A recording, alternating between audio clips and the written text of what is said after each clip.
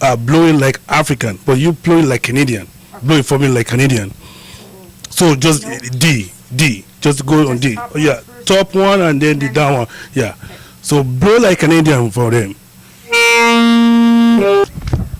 Hello, everyone. I'm Deborah Kozowski, your host for Diversity TV. I'm excited today. We're going to be talking about some fantastic things. I have Trevor Fairweather here with King Ramon. So, hi, Trevor. Thank you for joining us today. Thank you for having me. We were catching up on some Diversity magazine here. The new one is going to be coming out here shortly. Tell me a little bit about Illuminate Edmonton. Who is it for? Illuminate Edmonton is for everybody. We want to make sure that they can reach their goals, have outcomes that they want, and they can move on to their next steps. So it's for everyone. Is there a certain age group that we should be looking for Illuminate Edmonton, or is it just open to whoever's interested in what's going to be happening there? We love working with youth. We would like to work a little bit more with the 15 to 30 category, but again, we will work with everybody. So what is the outcomes that we're hoping to see from Illuminate Edmonton? The outcomes is to illuminate Edmonton, and more specifically the entrepreneurs that are coming here. Because having your own business is about them and making sure they have their goals. It's not about my goals, it's not about your goals, it's about their goals, and we want to make sure they can reach them. So there's going to be some flexibility, a lot of flexibility, on how we achieve that. Okay. And is this going to be an annual event? At least annual. Maybe twice or 3 times a year. So your role in this whole thing is you're directing this, kind of like an orchestra. You are absolutely correct. I've ran programs like this before, and it is all about making sure that they know what success looks like. If they are weak on how to brand themselves, we will make sure that they get the right mentorship to help brand. If they are weak on the cash flow management side, we'll help them on that piece. If they're weak on the how to introduce themselves, we will help them on that piece. So it depends upon what your weaknesses are, and that's what we're going to emphasize and help them with. So will there be things on skill development to help improve people so that they are really illuminating Edmonton? Because when we talk about the word illuminate, I'd love to have your take on what does illuminate mean to you? To us, because we have the Northern Lights in Canada and we're proud of them, we want to illuminate not just Edmonton, and hopefully Canada is what we can illuminate, and we want to use that light as a shining beacon to make sure every other major city in Canada, North America, even abroad will take a look at it, what we're doing. So this is a game changer for Edmonton. I haven't heard of anything like this. So tell me a little bit more. What is driving you to work on this project? I have seen a number of models from abroad. I've had a chance to work with colleagues and ran programs in Oakland as well as in Kenya and the UK and a little bit in China. And I have seen some great models introduced by those folks. They didn't execute them all together, which is what we're going to do here. There's combinations of some fancy words like entrepreneurship or reverse entrepreneurship or service-based incubation acceleration. Those are all great words. At the key point is about what does the entrepreneur need from the mentor to make sure they can get to the next steps. And I know it's still in the works of planning, but what type of mentors should we expect for people to see? We have, historically in the businesses, I've already hinted at the branding piece because a lot of new entrepreneurs are weak on the branding piece. They were also quite weak on the graphic design, which is related to the branding piece, which is another part that we can add to it. They also have a poor understanding of taxes, so having some accountants and bookkeeping to help them on that cash flow piece, and I hinted on that before. And of course, sometimes just design and finding a manufacturer if they're on the product side. If you're on the service side, making sure you're networking with the right groups. Accountant, as an example, an accountant who wants to do a service side business, networking with a bunch of accountants, is that really who their business is going to go towards, unless they're developing a partnership? So it's all those different pieces that we want to make sure that they focus on, and that's what they target in their business plans and what they want to have an outcome in 3 months, 4 months, 6 months down the road.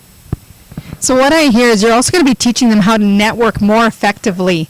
What are some of the current things that you're seeing in networking that people are just not doing right? What are the things that stand out that are the big no-nos when it comes to networking in business? The funny part of it is, like, sometimes just being dressed up a little bit, being able to present yourself. I was working with an entrepreneur this morning who does business tips on their Twitter. And they said it beautifully. If you don't dress up for a meeting, that means you don't care. And that's what you send to your customer as a message if you're not dressing up for them. The other part that is on branding is being able just to introduce yourself. We had a speaker series for the last 2 or 3 weeks with diversity, and when people did a round table, they just didn't even say their name. And how are you supposed to be known if you don't even say your name in an introduction? It's even just those little things to get to people practice with. It is very interesting. And how about when it comes to business cards? I know I've been to different events where some people are giving them out like they're playing blackjack, which can be a huge turnoff. But what is your take on when is the right time to give the business card? I have tricks for that. The right time is when you actually see a gleam in the person's eye to actually think, oh, I like this person, and you can have that chance for follow-up. If they do give it out like candy, like you're implying, the purpose of giving it out is to do follow-up. So if that person gives you the card, do the follow-up. Try to get a coffee, try to get hello.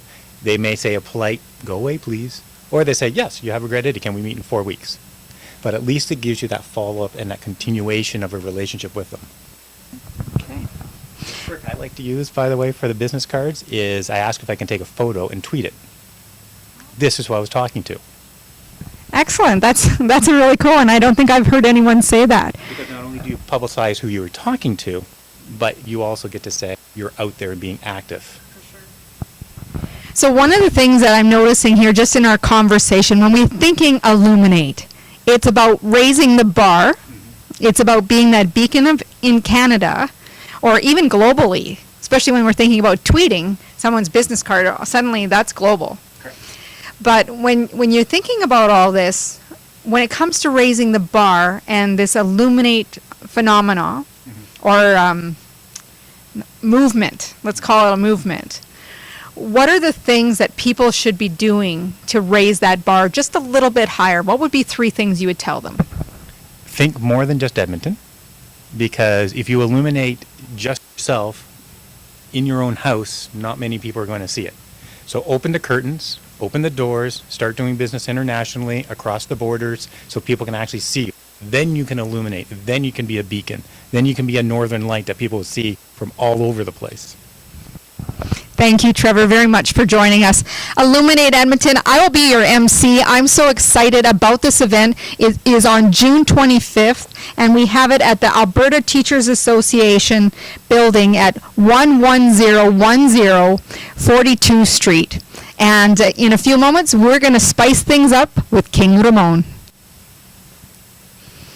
Hi, everyone. I have a special guest now. I have Sophia Fairweather, who's our entrepreneur who will be featured at Illuminate Edmonton.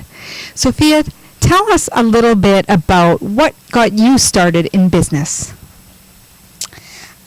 Well, I saw my dad had not pretty and really prickly Velcro, and I asked my dad, why is it not pretty, and why is not pretty, why is it really prickly, and my dad said, well, we can make it that way, and that's how we started. Wow, just by the feel of Velcro. So what kind of things do you make with Velcro? Do you mean like how you use it? How are you using it? I'm using it for phones mostly, but then I'm using it to hang things. Do you have an example we can show people on the camera? Yes.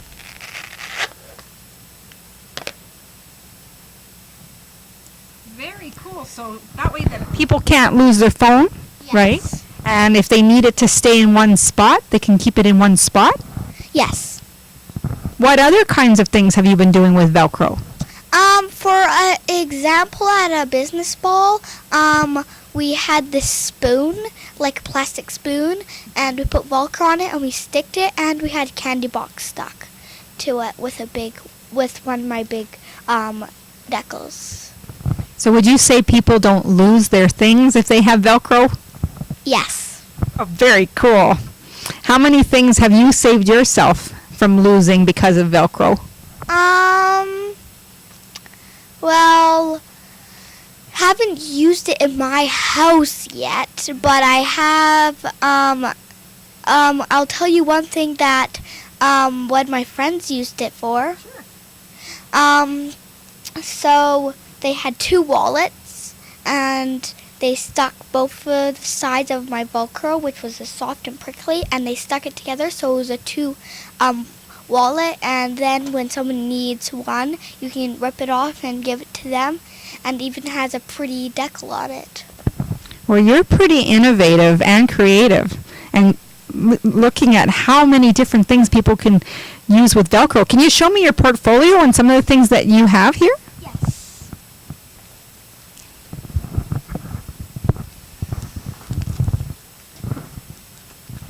So, this is a detail cut because it has all those edges and stuff, and this is a rounded cut.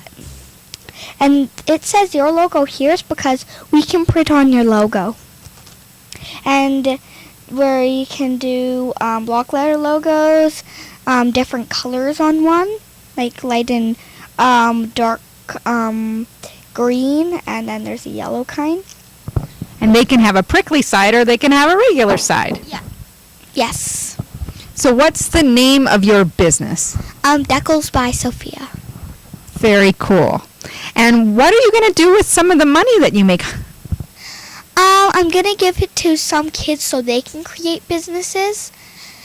And I'm going to keep some to find a manufacturer that's local.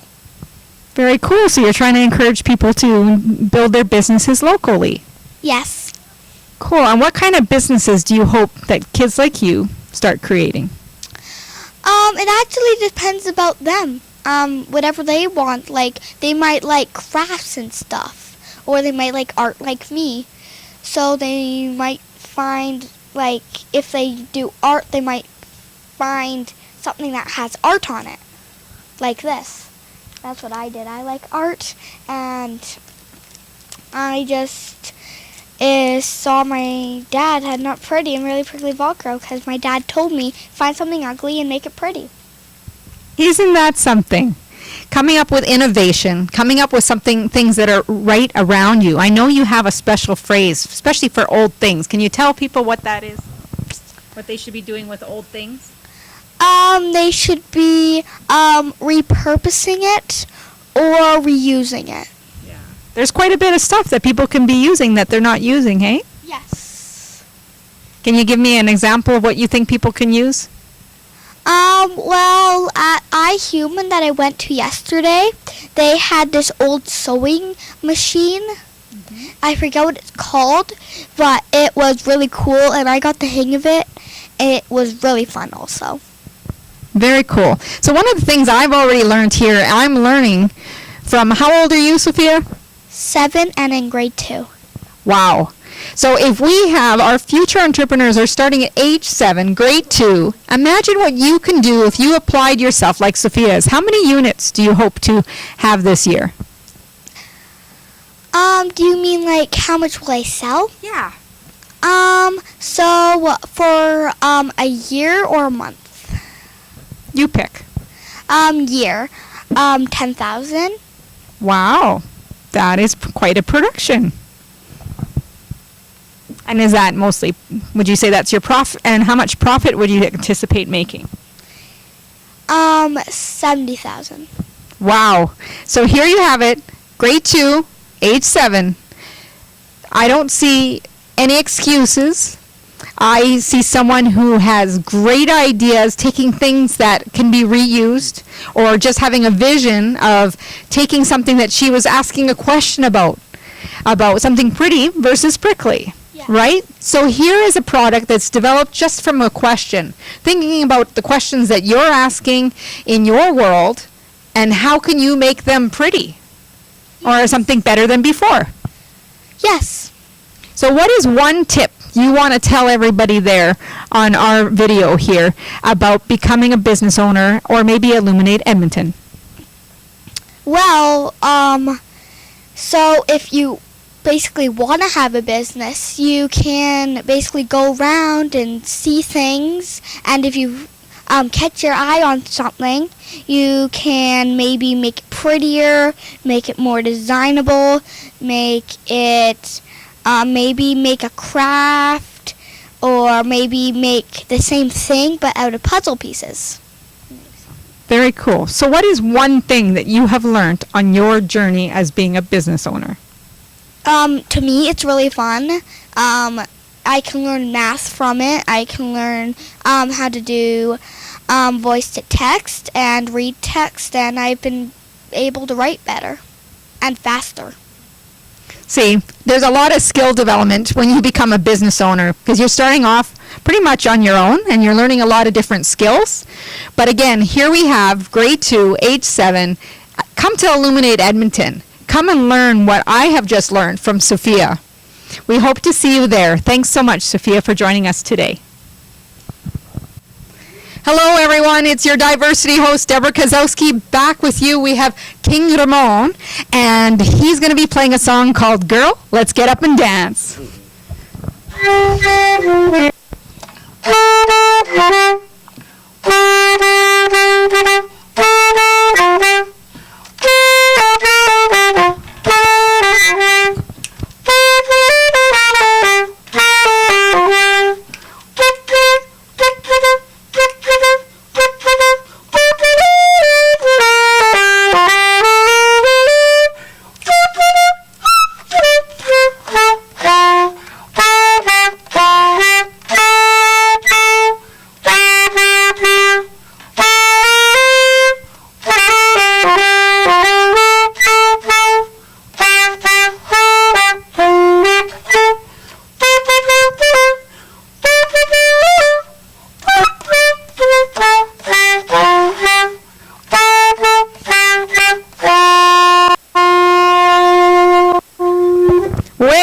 King Ramon. Check that out. Oh, here you caught us looking at the new Diversity magazine that's coming out really shortly. We were talking about we should just practice some of these tips out there already. So what we're going to do is we're going to do a tweet out of a couple business cards here. And so when you meet someone at your networking event and you just met them and you have a connection, what a better way. Take a picture of the cards and tweet it out. Oh, look at that. How cool. Hope that you'll be able to do that as well. But we're going to carry on here, talk a little bit more about Illuminate Edmonton, about why it's such a big movement here coming to Edmonton, something that you've never experienced before. So, Trevor, tell us a little bit more how people can get involved and really participate in making this a meaningful event for them. The best thing you can do is make sure you find your passion and use that passion to drive what interests you. And with our clients and customers that we work with, we make sure we work with their passions, not our passions, not even your passions. So, and from that, you can see where some of these passions are going, where their desires are going, what some of the outcomes are, because you can go to the LinkedIn, you can go to the Twitter, we can go to Facebook, all of them from the Diversity Mag. The Twitter account is the Diversity Mag organization. And from that, you can either phone us to be actively involved. You can actually phone us or send us communication from any one of those places. And our phone number is 780-705-3338. And you could just email also at info@diversitymag.ca. So we're in just about every social media that's popular. And you can reach out to us and connect us, share your stories, how you can get interested, ask our questions.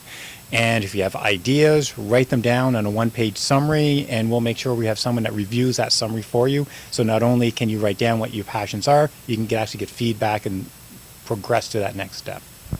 So the other thing that's running through my mind as I'm talking to you, we have diverse groups in our community. We have employees, we have the entrepreneur, and then we have employees who are bridging or transitioning to becoming that entrepreneur.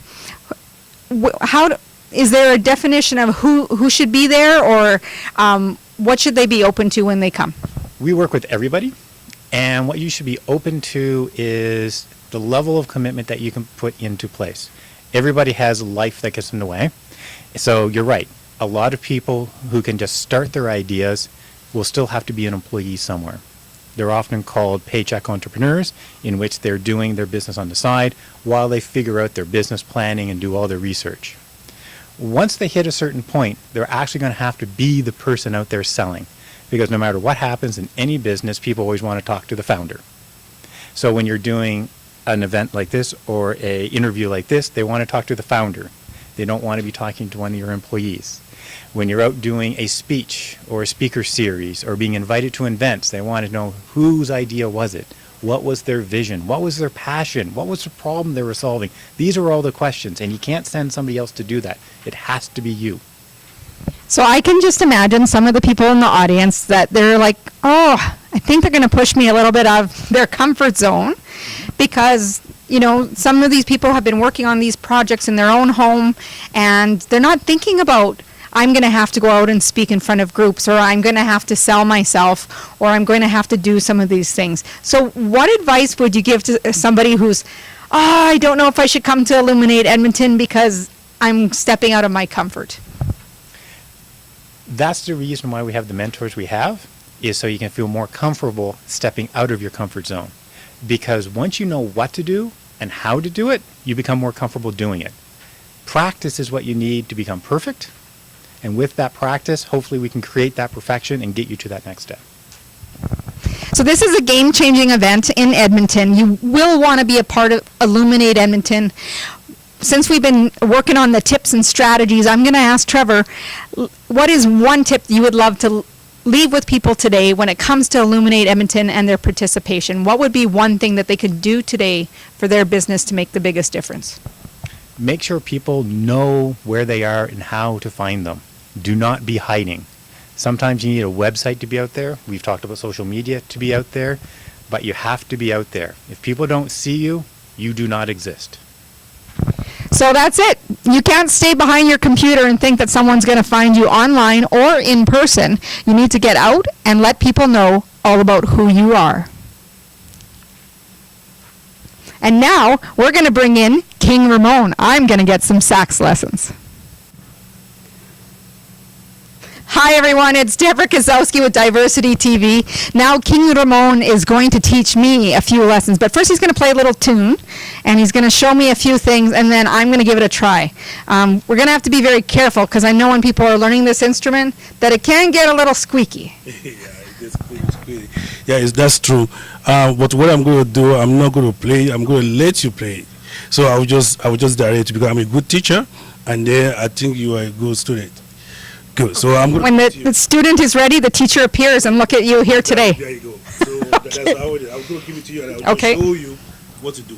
Okay. So I guess we're trading? Yeah. All right. This goes. It goes right here. Perfect. Yes. Okay. So those are your keys. Yeah, those are your keys, and that's your keys. Okay. So what you are pressing right there is called G key. Okay. Yeah, so that's G. So all the white key that we press down, that's G key. Okay. Going to D. So if you go up here now, you have your G, and if you go down here, you press everything, you have your D. All together, you press everything together is your D. Okay. But if you leave this one on, that's your G. So try to blow it and let's see what you can do. Have to press down here. Press down there and then press up here together. Together. Yeah. So that will be your D. Okay. Yes. Yeah. It's going to squeak because you don't relax your jaw. You need to relax your jaw, Okay. and then so that you can let the air blow out freely, like that. Yeah. There you go. But do you hear it now? I say D. Do you hear the sound? Yeah. You try it again. Let me see. You hear the D. Yeah. That's what it is. So in the other hand, you say do. Okay. So that's what sound here. Perfect. All right. So I will let you try the key of G. So you don't press this side, you only press this 3 white key up there. That'll be your G. So try the G. Do you hear the G? Yes. Yeah, it sounds like that. That's how it is. So now try both together. So D and G. Good. That sounds really, really good. I like that. You know, so you see. King Ramon is a good teacher. Yeah, you're a good student. You really, really good. Okay, now blow it like I was going to say. If I'm going to say to mine, I would say blow it like African, but you blow it like Canadian. Okay. Blow it for me like Canadian. So just D. Just go on D. Top Oh, yeah, one first. top one and then the down one. Yeah. Okay. So blow like Canadian for them. That's it. How cool. That's really, really good. Yeah. And I'm going to trade just so you can finish off with a final tune Okay, for good. all of our viewers. So what I'm going to do here, I'm going to do some kind of trick for you. So because when I go outside to practice or I rehearse, I like to listen to the birds. You know, so I always match their tone, like how they whistle. I always like to match their tone. So what I'm going to do now. So let me say I hear some stuff like that now.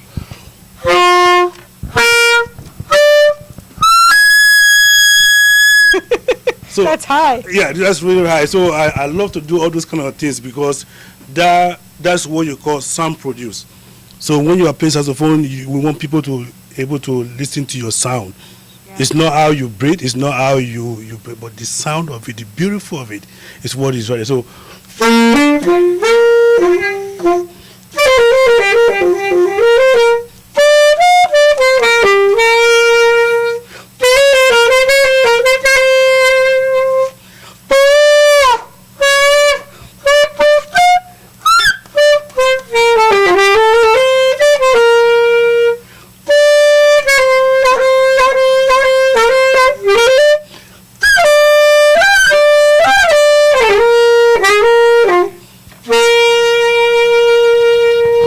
Well, King Ramon, you have some soul. Thanks so much for giving me a saxophone lesson. Now I have a new instrument to play. good.